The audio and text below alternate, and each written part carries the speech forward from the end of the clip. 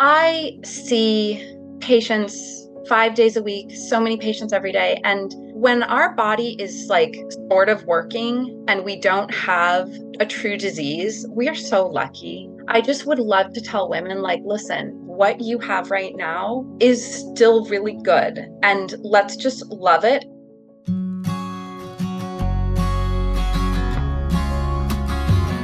All right, today I have someone super special. And actually, we just met for the first time last month in person. But Dr. Kristen Coles is someone who came to me highly referred. I mean, 12 out of 10 stars. You can't even tell you.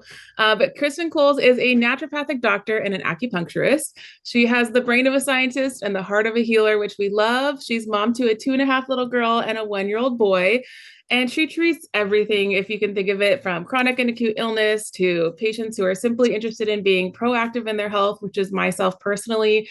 It's for those high achievers who know we can do better, but we're just not sure what that next step is. She comes with a wealth of experience and knowledge in her field. And I gotta say, a bedside manner unlike any other doctor I've ever seen. You made me feel like I wanted to cry because I just felt so seen and heard. And so, without further ado, welcome to the show, Dr. Kristen. Thank you so much. I am so excited to be here. And one of my favorite things is to speak with you, speak with patients, speak with anybody just to kind of share about the medicine and share about what I do and, reach a bigger audience with these impactful things that can really help us shine in our life. No, 1,000%. And honestly, when I'm speaking to you, your knowledge of things, you are not only like wicked smart, but you get it as a woman too. And so there's like the scientific side, but then there's this like personal side of like, I'm in the thick of it too. I'm trying to figure this out. And this is what science tells me. So we're going to do this. So for someone who doesn't know, they've never seen a naturopathic doctor, they've only seen their PCP their whole life. What is a naturopathic doctor and why would someone go to one?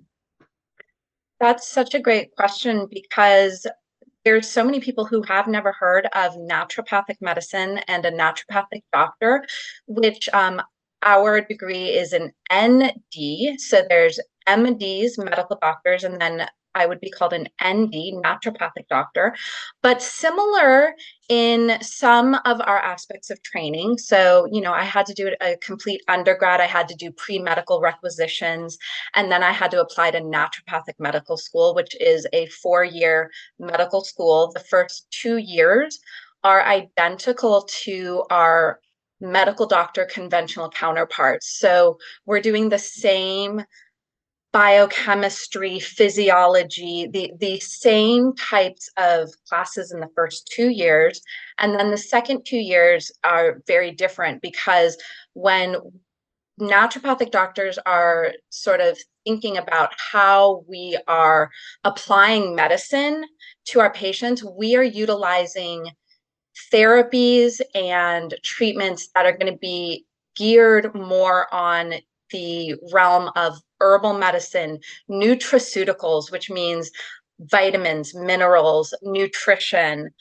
We have some of the highest advanced degree training in nutrition and interactions between vitamins and drugs, herbs and drugs, right? Because we have what Yeah. we do is kind of in the world of integrative medicine. So we're kind of trying to integrate how we can use natural approaches into conventional medicine. And the reality is I have a lot of patients who are on medications and also on a lot of supplements and herbs, and we're combining them. And we have to understand what's safe to Yeah. take together as well. And naturopathic doctors are the one doctors that are trained very specifically in understanding these types of nutrient herb drug interactions. So that's kind of a big key thing.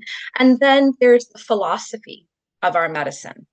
And really our philosophy is part of what defines us as well, because we have these 5 principles that are really important. It's first, do no harm, which that's the principle of all medicine. But then we have what's called the vis medicatrix naturae, which translates to the healing power of nature.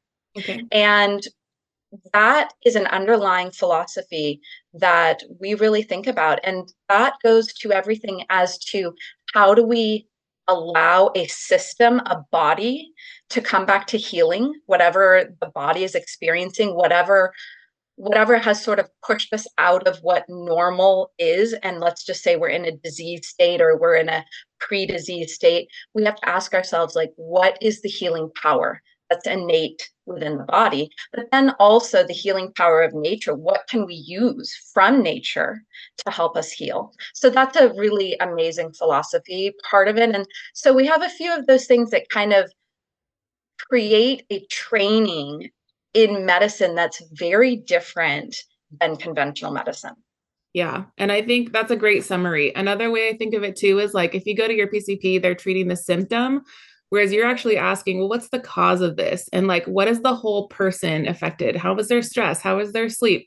My doctor's not asking me any of those questions. They're just saying, you have a pain, I have like a something to prescribe you, you know?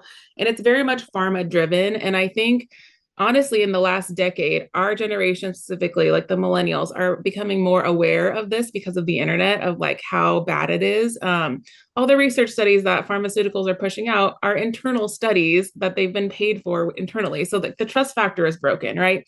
And so we can come to someone like you who has an outside perspective to say, well, let's look at all the factors, you know, let's look at where this research is coming from. And I think that's what it is. We have to question everything and have this like round table of knights to say, here's what you should consider. Did you think about this factor too? Instead of just being brainwashed by the media. And so that's been super empowering just to know I have you in my back pocket now. When I have a question, I can email you really quickly and get an answer. Um, so today I want to focus on women's health because we are women, but our primary listener is us. She's 30 to 45 years old. She's hitting the peak of her career. She's making good money, but she knows she could be doing better on her health and she just doesn't know what's next. Like she feels like she's working out, she's eating relatively healthy. What kind of changes when we hit our 30s that we didn't have in our 20s? Like what was working before stops working all of a sudden or just decreases. What kind of changes in our body?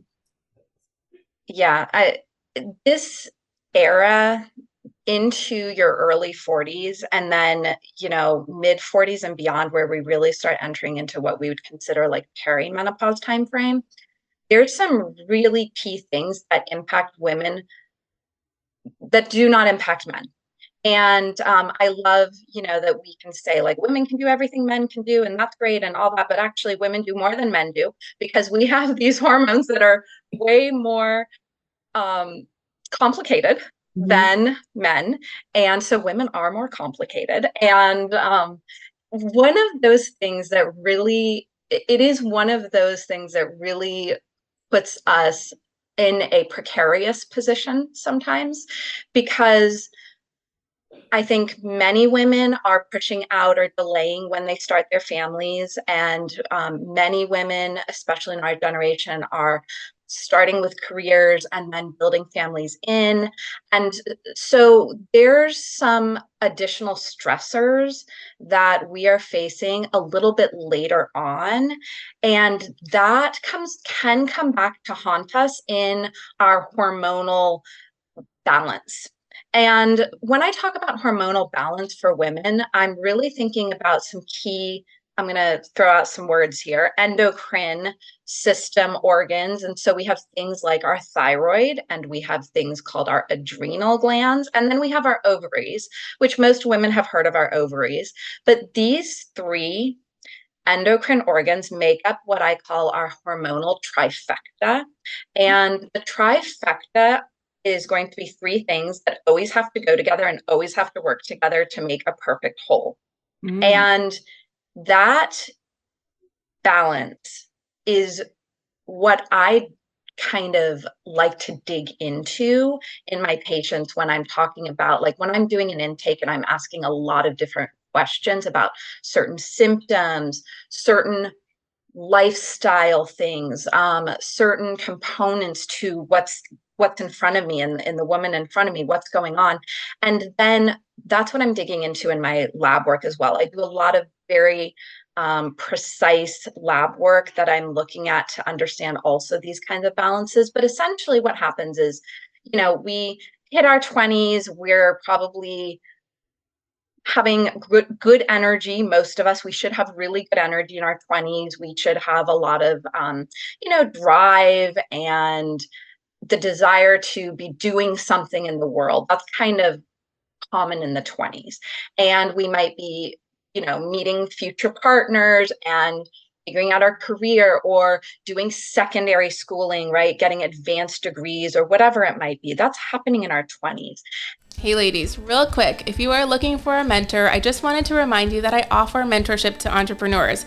So if you're someone who has a never-ending to-do list and you're spiraling out of control and feel like your business doesn't have a track plan, I want to work with you every single week for a month at a time. It's super simple, but I come from over 10 years of experience doing this myself, and now I'm willing to give that information back to people. So I've mentored real estate agents, I've mentored wedding photographers, I've mentored other business owners, and they've come from a place of overwhelm mostly, and they really just needed clarity and a couple of action steps to move the needle, and we've seen gigantic leaps and bounds in their business, like I can't even tell you. So if you're interested and you want to know what that looks like, I want you to go to marinatolentino.com, and there's a Calendly link there to do a 15-minute discovery call with me just to see if we're a good vibe check, to make sure we're on the same page, and I would love to work with you one-on-one to really boost your business to the next level. Let's dive back in. And we also might be, some people, that's the time frame when they're kind of burning the candle at both ends, right? They're going out at night and they're waking up in the morning and they're, using alcohol and having caffeine and these things that our bodies seem to be fine with and we seem to be functioning okay. And then we kind of hit our 30s and then we start to sort of notice like, oh, like now I'm having to like up my caffeine intake in the morning just to feel normal again, or like, my body just doesn't tolerate alcohol anymore. I hear that a lot. And sort of these things that start to happen in our 30s. And then we start to have more stressors like, oh, we are, having to deal with financing our life and maybe financing a family and starting a family, and there can be fertility things that come up, and all of these things become these stressors for us, and they can be big, they can be small, but they can be sometimes chronic. And that type of ongoing little bits of stress really impact us and impact our hormone systems as a whole. And it can often be our mid 30s that women start to first notice that there's changes in their periods. Or they might have been on birth control for many years and then go off birth control and realize like, whoa, my periods are a little bit of a problem every month. And these are all small little signs that something is amiss in this hormonal trifecta. And a lot of times it does go back to our adrenal glands and or our thyroid, but our adrenal glands are one of the biggest missed components when most of my patients go to maybe their PCP. Mm-hmm. Rarely do I ever see a discussion about the adrenal glands or testing for the adrenal glands done on these women up to age 40. And that is a huge missing component. Yeah. Wow. So interesting. Because it's just not in our common conversation to think about our thyroid, adrenal glands. Like you said, people don't even know what they are, what they do. So you're just bringing light and awareness to that. So you can't just keep doing the same old thing. It's going to stop working at one point, or it's going to change. And then you have a baby and then your body feels like it just got turned inside out. And you're like, I don't know what is happening anymore. So good. So out of curiosity, I'm curious, like, what are you doing in your morning routine? What is like must do's, rituals? Even when you're traveling, you got to have these things. What are you doing? I think that some of the key things we can think about, I really like to try to keep it simple because one thing I know about my life, which got even more complicated when I had one kid and then I had another one like 20 months later. So I did them really close together, but that's because I'm 40.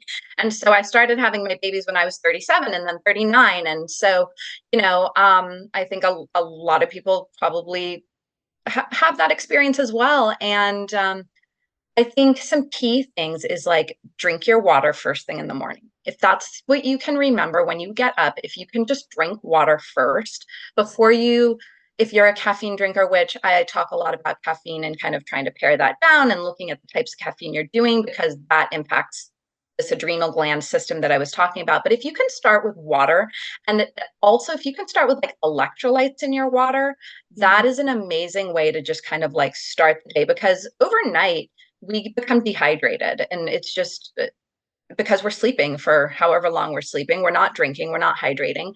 And our body does a lot of detox at night, right? Okay. That's when our body should clean out the old stuff and regenerate. And so we want to make sure that we flush that out. So, optimal is have a big glass of water, maybe add some electrolytes. And then, I'm hoping most of my patients start every day with a really good bowel movement. I mean, I know you probably weren't thinking we would talk about that, but I talk about that with my patients all the time. It's like we should start the day and we should eliminate. And then I think that depending on an individual's level of daily ongoing stress, if you have a moment in the morning to set whatever you can for your day, whether it's 2 to 5 minutes to set an intention or just gratitude journal really quick, or to just take a few minutes to breathe and remember why you're here on this earth and what are you trying to do, it makes a big difference for the rest of your day. Just to have a moment to say, like, okay, in like 30 seconds, 2 kids are going to be awake and it's going to be pandemonium. And I won't have another moment for myself until maybe I'm in the car and I've dropped off my babies and I'm like 5 minutes in between drop off and work, right? But if you can just start your day just with a little bit of that, I think that's great. And then, right now I don't get the luxury to exercise right in the morning anymore. I have a Peloton. I'm a big Peloton fan, but I'm not always getting to that because of just babies and life and things. But I think those are some really key things to start with. Yeah. And I can say in the early years, because I feel like I just got out of it, my little one's 4, and then I've got a 9-year-old. It's so hard to do the morning routine sometimes because usually they're waking up before you get up. So you wake up with them. And then you're like, I didn't even get 5 minutes. Like I'm automatically changing a diaper, doing this or whatever. And you're like, could I just get 5 minutes? So that's where I had to learn to lean on my partner and say, hey, I need like 10 minutes of alone time. I'm going to lock the door. Can you just like keep him in the living room for me? But if you don't ask, you're not going to get it. And I would find myself so frazzled and like this resentment building up. My husband doesn't get it, right? You just got to ask for it. So that's one little Yes. tidbit of advice. You mentioned electrolytes. What do you use for electrolytes? Do you have a favorite brand or like what do you like over the other ones? I do have a favorite brand right now. I have a few favorite ones that I'll recommend to patients. I think I like the PQ Life. They have a really nice skin electrolyte one. The LMNT one is great. I'm Uh-huh. not too picky. You can also just add some like lemon to your water and a pinch of salt, and Okay. that's like nice way to do it as well. Okay, easy. I feel like not to hate on anybody, but like I see liquid IV at Costco all the time, and I feel like I actually get bloated when I have that one. And so I am always looking at like what are the other brands out there to see can I feel better on something else. So that's a good tidbit to just like keep trying other things too and look at the ingredients. Um, Yeah, the liquid IV one just has a little bit more sugar. Sugar. Okay, that's probably why it Hmm. tastes so good though. Yeah. That makes sense. I want to talk about perimenopause and menopause because this is like coming. If you're not already in it, it's coming for everybody. Mhm. Can you define what they are? What are the differences? Sure. Let's just start with menopause. That one's really clear. Okay. Menopause is 1 year with no period. Okay. And it is the year 2024. We are recording this podcast, and we are still unable to scientifically pinpoint when a woman will enter menopause. Okay. So it's one of those things where women will come into me, they might be 52, and they said, well, I had my last period 6 months ago. I'm in menopause. I said, nope. You Mhm. will not hit menopause until that clock hits 1 year. And some women can go 8 months and be like, oh my God, I had another period. I say, the Wow. clock starts again. Mhm. So menopause 1 year after your final period, and then your menopause. So perimenopause is a little loose because it just means any time frame leading up to menopause when hormones and periods are shifting. Hey, I'm sorry to interrupt, and I hope you're enjoying this episode of the Work Like a Mother podcast. Real quick, I just want to remind you guys, if you are worried about missing an episode, you don't have to worry anymore because we are creating a weekly email that's going to go out automatically every single time there's a brand new episode. And this email is going to have everything you need to know about this week's featured guest. It's going to have all of the links and the resources that we're going to talk about in this episode. So you don't have to go around and fumble through the show notes, but it's going to be served in your inbox every single week. So if you guys want that access, be sure to click below one time in the show notes today, sign up for that email, and then you'll never have to worry about it in the future. And bonus, if you really love this, we'd love it if you share this with a friend. Give us a review on whatever platform you're listening to, and we'll continue to bring new episodes and new information that's going to help you level up your life every single week. Got it. So if is there any big symptoms you would other see, like lack of sleep or the hot sweat? Like, what are you seeing? Yeah. Yes. And I will say there is a lab test, like a blood test that can be done to help us understand where on the progression somebody is. Because I do have women who come to me who have been on birth control till age 50 and they just are like, I have no idea where. And so, there are some blood tests that can help us understand like where someone is. But the true definition is just that 1 year. But perimenopause is often a time of upheaval for women in symptoms. A lot of times we start to see, I'm going to talk again about these adrenal glands, and maybe in a minute I should explain the adrenal glands. Actually, I'm going to do that now. Yeah. So the adrenal glands are these endocrine organs. They sit on top of our kidneys. So we have 2 of them, and they make a very important hormone called cortisol. Now, people have probably heard of cortisol. Usually when I say cortisol, people think, oh, stress. Yep. And yes, that's an appropriate way to think about it in a sort of superficial aspect, but cortisol is actually a very important hormone, and it is a circadian hormone. So it's like the opposite of melatonin. Okay. So cortisol should naturally spike between 6 to 8 a.m. in the morning. It should wake us up. And it should wake us up without an alarm clock. It should wake us up with energy. It should stimulate a bowel movement. It should stimulate an appetite. And it should make us feel all systems go, ready for the day. Got it. And so those are some really big questions I ask women. Like, are you getting all of those happening? Yeah. In the morning? And if not, then we're going to talk more about your adrenal system. I do a lot of testing for cortisol. There's ways that we can test it because like I said, it's a circadian hormone. So we can test it very easily in like urine and blood, saliva as well. And so that system, if it is in a good place, it will be one of the biggest things that allows us to have an easier perimenopause and menopause transition. Okay. When it is not in a good place, meaning we have been under chronic stress for many years of our 30s and 40s, it is going to be the system that depletes first as our female hormones start to change. And the reason is that our female hormones, when I speak of female hormones, I'm talking about specifically estrogen and progesterone. The way that our hormones are made in our body is very interesting because we can actually take cortisol, that adrenal hormone, to make more progesterone. And we can take progesterone to make more cortisol. So when we are under a lot of stress and we start to deplete the cortisol, we can start stealing progesterone. And as we steal progesterone, that will make our perimenopause and female hormone symptoms worse. So that's when we start to get issues with sleep.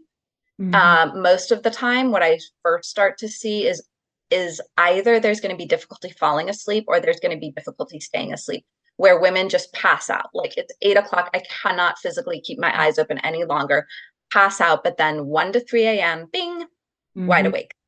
Cannot go back to sleep. Takes 2 hours, like in and out of sleep, really poor sleep. And then they just have to wake up at 5 a.m. and they're feeling just like totally exhausted. So that's a really common sign of sort of perimenopause, but also like an adrenal component to that.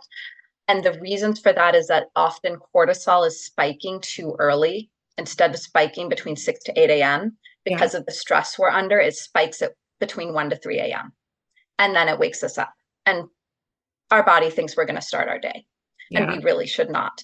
So those are some key things. Sleep issues start to happen. We can also just on this can be a little more subtle for women, but sometimes women will start to notice that their ability to tolerate stress is gone. Like they're just like, I don't know what it is. I cannot stand my kids. I cannot stand my husband. Well, I can stand them. I love them, but I'm like snapping at them. I'm just intolerable. And I don't want to be that way, but I can't control myself and I don't know what's going on. And again, that sort of can be an early sign that things are shifting. And then, of course, there's the things that are very apparent where periods can start to come earlier. That's really common. Like instead of a 28-day cycle, women start to have like a 25-day cycle. And that's an early sign that progesterone levels are dropping. We can also have heavier periods or lighter periods. It's actually all kinds of things can happen with the periods. So there's also night sweats. Those happen a little bit later on in the picture, though. That's going to be more when estrogen levels start dropping. And so that's something where we're going to see that closer to sort of the actual menopause time. Okay, super helpful. And I think it's just awareness and understanding like what feels normal to me. And then when something's not normal, is this a red flag? Is it my surroundings and my lifestyle, or is it something internally going on? And just being cognizant of that because so much of us, we're just go, go, go, go, go. And we're kind of like chronic stressed because we're such high producers that we don't know how to turn off. And we turn off, we get more stressed because we're resting, but we should be doing something else. There's like this juxtaposition we're Right. trying to find. So that's great tips to just kind of plant seeds of, is this normal or is this a little bit off? And should I get this checked out? I want to kind of transition into weight loss a little bit because I feel like it's a buzzword, right? Well, it's always a buzzword. People are always talking about weight loss, but the Mm-hmm. Ozempic thing. And I feel Mm-hmm. like we just got to kind of beat a dead horse. It's been out there in the news, but some people are saying it's cool still, and some people are saying absolutely not. What is your take on it? So these GLP-1 type medications, they've been around a long time and they are originally diabetes medications, but the research does show that there's just additional extra benefits. So the weight loss arena, yes, there's going to even be, you'll start to see some of these drugs are going to have secondary uses in the world of addiction, which is very interesting because they also can help reduce addiction and cravings. That's part of the weight loss thing, is that how it works in some of the brain receptors is that it's going to reduce cravings and addiction. So even like addiction to tobacco and alcohol. So these are very interesting medications, and I'm gonna say that we're gonna keep hearing more about them Yeah. over the next few years. We'll hear more and more about them because they are peptides, and peptides are really interesting therapeutic drugs and targets. I will say that there is appropriate use for them in certain arenas. And if you're a woman who has struggled with something called PCOS, polycystic ovarian syndrome, for like your life, these types of medications are also being used in the PCOS arena because part of the PCOS situation is insulin resistance. And that's part of the issues with fertility is the high blood sugar levels that are part of the PCOS picture impact the ovarian function. So, I'm not opposed to these drugs blanket statement.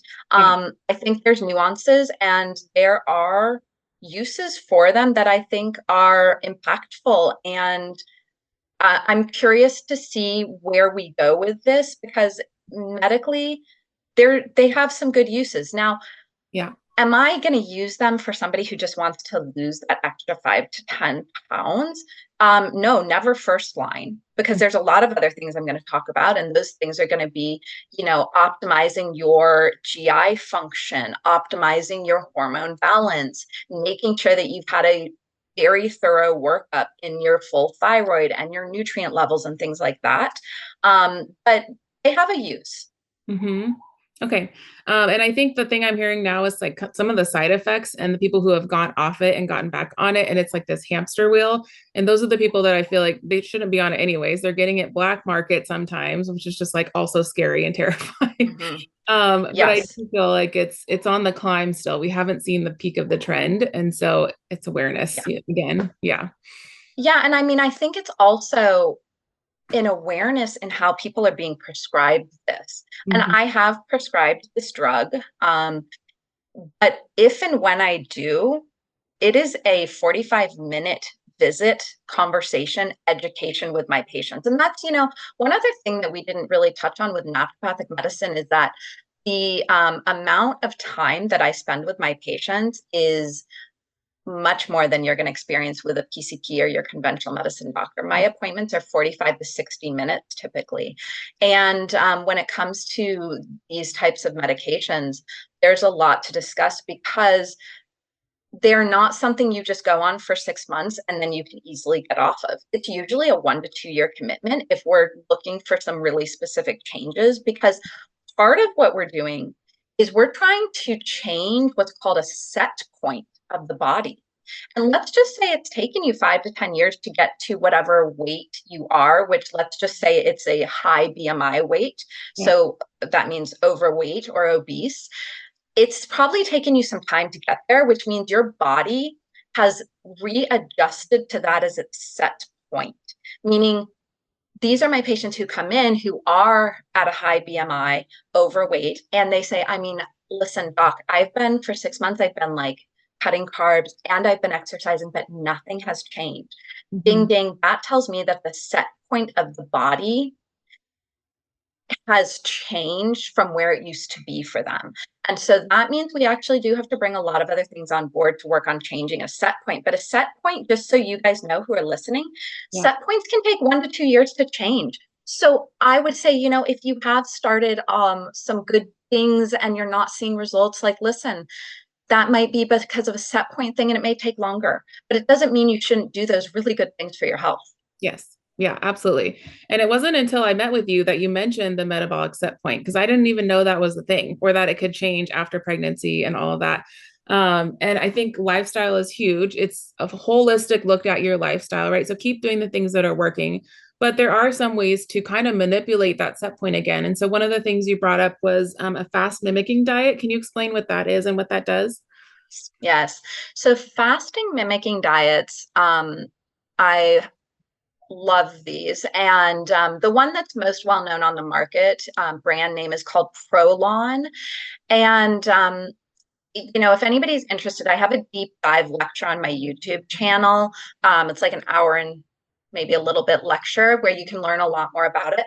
But fasting mimicking diets are a specific type of a diet that lasts 5 days and you're eating like medical grade food. This is created for you. Okay. And what it allows is it allows your body to enter into a fasting state.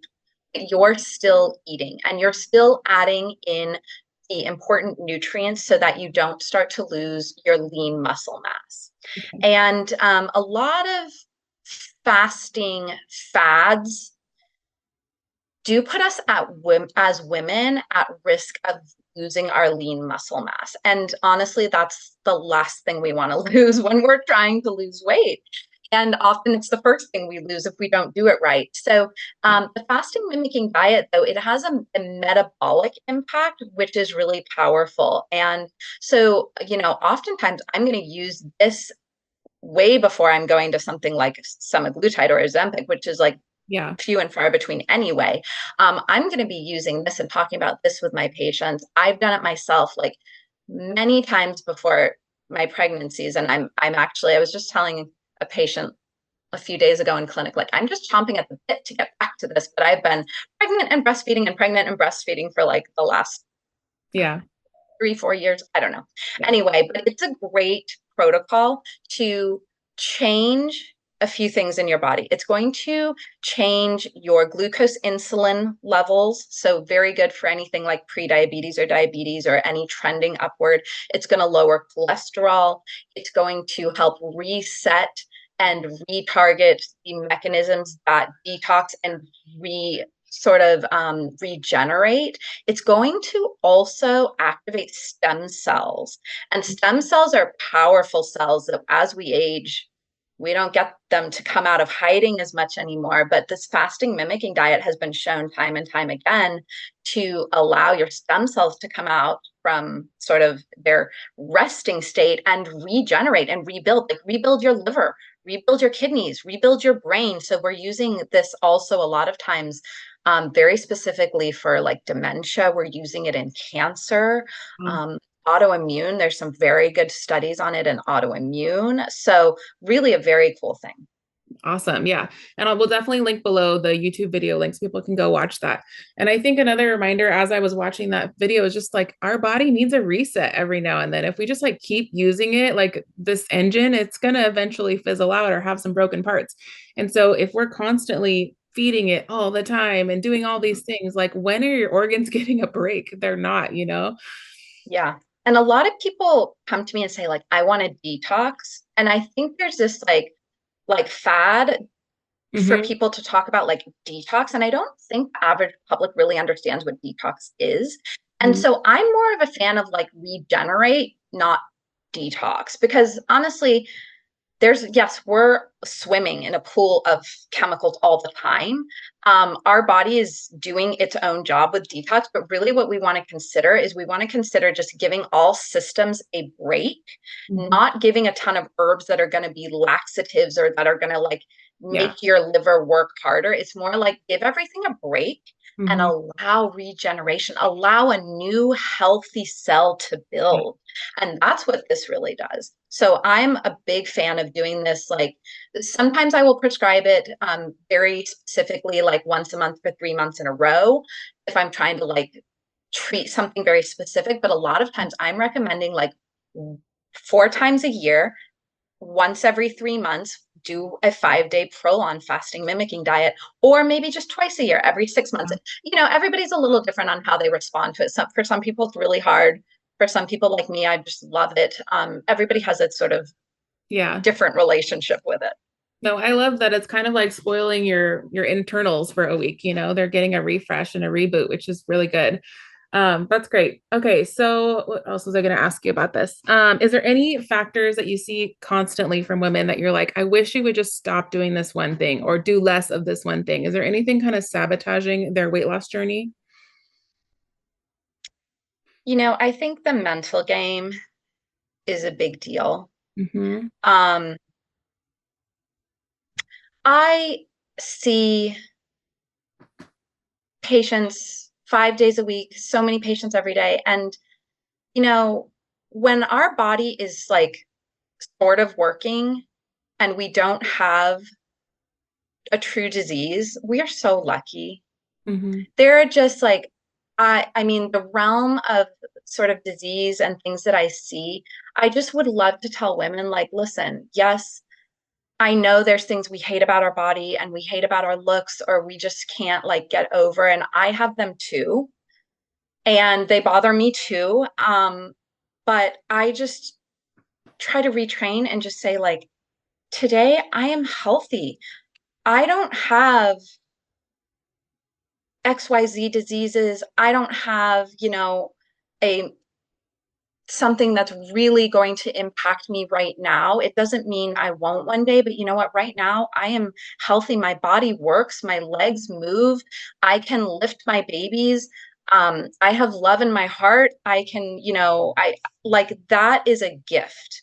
It's Mm-hmm. a it's a gift. And if we can just lean into more of like the positive and just, you know, whatever it is, just say, you know, we can either hate it forever or we can just lean into it and do what we can to be our healthiest self. And Mm-hmm. so I really am like, I just am like, I wish we could all have a little bit more self love just because aging is really hard. And we're going to get to a certain age and we're just going to look back and be like, God, that was nothing back then. Mm-hmm. And I just am really like a big fan of being like, what you have right now is still really good. And let's just love it. And then, yes, we can always, all of us, make a better decision on our next meal, or we can make a better decision for exercise tonight or tomorrow. But like in this moment, like, let's not hate on ourselves so much. Yeah. Oh, that's so good. That's definitely gonna be a clip we're gonna cut. And I think you kind of mentioned this too, but like the gratitude aspect is like, I get to go to the gym. I get to get on the floor with my kids today, like all the things we take for granted is just so good. On the pre-show form, I had asked you, what does self-care mean to you and how do you practice it? And one of the things you mentioned, you're doing like a check-in all the time of like, how am I feeling? So what do you feel for or look for? How do you know when you're starting to get out of balance and what do you do? Yeah, I start to get just a little spacey, right? So things I tend to, so a lot of women I see are either going to tend towards like the anxiety end of the spectrum or like the low mood depression. I am one who just tends to the like the high anxiety. So I'll start to like spin out. So Mm, there's like too many thoughts, there's too many things. I'm like trying, like I'm dropping things, like literally dropping things, not just figuratively dropping things, but that's the physical manifestation of what is also figuratively happening is yeah. you're like holding your baby, you're holding the other baby, and you're trying to like this morning, like trying to like shake my drink, my Mhm. like little, mix up drink, and then the top wasn't on and it goes everywhere. And you're just like, oh my gosh, okay, there's a little too much happening in my head. Like Mhm. that's the sign. Like for me, it's like dropping things. It's like, okay, what's happening? Yeah. Okay. And then what are you doing to kind of rebalance or recenter? Awareness. And then, I'm really into yoga nidra. And I don't know if you've ever heard of it. I'm talking to patients about it all the time. And a lot of people haven't heard of it. I know a lot of people know about yoga. Yoga nidra is a relaxation hypnosis form of yoga, not really true hypnosis, but it like puts you into this relaxed hypnotic state. And you can do it. There's an 11-minute version, which I'm like, we have 11 minutes. I Yeah. mean, yes, you might feel like you don't, but we have 11 minutes and we can all push record. Spotify, Apple Music. My favorite album is on both of them. We can put it in the show notes. And you sit or you lay in shavasana, which shavasana is just laying down, and you can close your eyes. And it starts with a progressive relaxation, and then it ends with almost this like hypnosis where it takes your brain on a little journey so that you kind of forget where you are and what's happening, and then you drift off into like a parasympathetic or alpha state, and then 11 minutes and you're like, oh, refreshed. And you could do it first thing in the morning, you could do it in the middle of your day, you could do it before bed, you could do it when you wake up at 1 in the morning. It's great. Oh, that sounds so good. It reminds me, there's a studio in Kailua, I think, that does sound healing like that. And it's like pretty quick. You'll do a regular yoga flow, but then it's a 15-minute like ritual, I guess, where you're just laying there listening and you totally do tune out of the world. And then all of a sudden they chime a bell and you're like, oh, where was I for the last 10 minutes? It's amazing. And you just feel Yeah. so refreshed. And like I walked out of there with a smile. I was like, oh, this is great. Like I need to do this more often. So good reminder. So definitely we'll drop that link because I would love to hear the audio on that. Last question on this, but what are your holy grails as far as tools, tech, anything that keeps you going and is indispensable for your work? I'm obsessed with my Aura ring, Mhm. Oura. Probably lots of you have Just heard got of mine this them. week. Ah, yay. I have been a user since 2018. So many years. I've gone through three of them, not because they are bad, but just because that's they're tiny and Yeah. it's good technology and just needs updates. But I'm love it because it allows me to really understand how these systems of my body are doing. So there's markers on there that tell me about my nervous system. There's markers on there that can tell me how my adrenals are doing. There are markers on there that obviously tell you like deep sleep. I'm very into deep sleep. That's a Yeah. huge thing. I could have an entire podcast about deep sleep, and this is the best sleep monitor on the market for truly registering deep sleep levels. Um, and it just really is a great way to gauge over time some of the changes maybe you're trying to implement, or to see if changes happening in your life are for the detriment for you. And then I look at my patients' aura data all the time. Yeah. Okay, cool. So I'll definitely show you next time I see you because I'm Yes, we're excited. gonna look at Totally it. turns you into like a little bit of a nerd because it's like you're gamifying it. You're like, can I beat my sleep score from last night? How do I get into bed earlier tonight? It's fun. That's right. I know. Yeah. It's such a good and it's not really just about sleep, although it that's the big part. But I mean, the other fact that it does something called HRV, heart rate variability index. A lot of my patients don't know what that is. The HRV reading on there is it telling me how healthy your nervous system is. So I'm hoping for an average HRV for my patients like 40 to 50 or higher. Okay. And so that's like if anybody's using an Aura ring and has never looked at their HRV, for instance, like you can look at your HRV and understand now that like, oh, that's the nervous system. And the more healthy and like able to reach a relaxed state your nervous system is, the higher that number is going to be. Cool. See, that's fun facts. Fun facts. Yeah. Yeah. Okay. So what's next for you? And can any woman in the US work with you or only on Oahu? So I am in the midst of pivoting my private practice. I have lived here in Honolulu, Hawaii for going on 12 years and been practicing medicine here. And my family and I are moving off island in a few weeks, actually, and we will be on mainland USA, and I will have a virtual telemedicine practice, which means anyone can find me and book with me and become a patient. I have a website, I have Instagram. You guys can find me in any of those places. You can join my newsletter. And on my website, I will have a book now option or a way to reach me. And I think we can put all of that in the show notes in terms of where you can find me. And if you're curious to work with me, I'm super happy to see anyone. Yeah, no, I'm so excited for you because literally there's no limits now. You're on the internet, which is the best thing. You're anywhere. Okay, what's Yes. one thing you want someone to take action on today? Like if they could do anything, what do you want them to do? Drink more water and eat your broccoli. Oh, broccoli. That's a good one. Okay. Broccoli is super good for your hormones. Oh, And it's a very nutrient dense food. And when I tell patients, like if I have patients whose diet is really bad and we're just trying to work on the diet, before I even tell them to cut anything out, my recommendation is 1 cup of broccoli a day.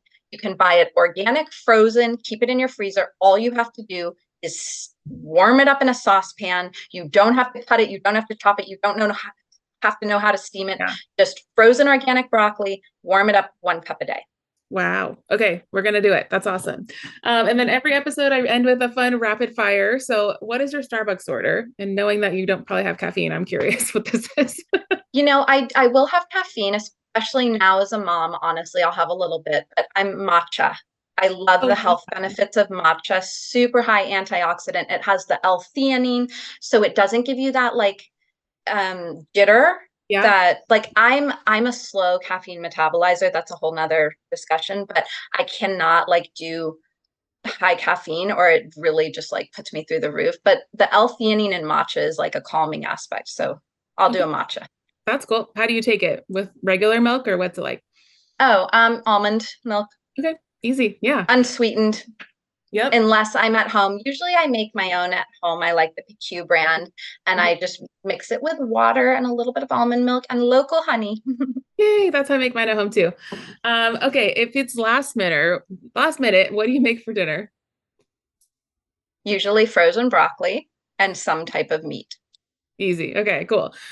Do you have a favorite go-to department of Target or a favorite designer there? Oh, I used to, maybe once upon a time.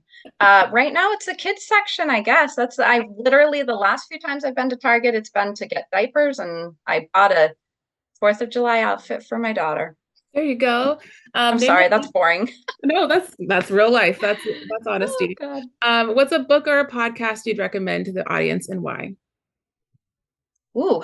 I am a big fan of autobiographies of women.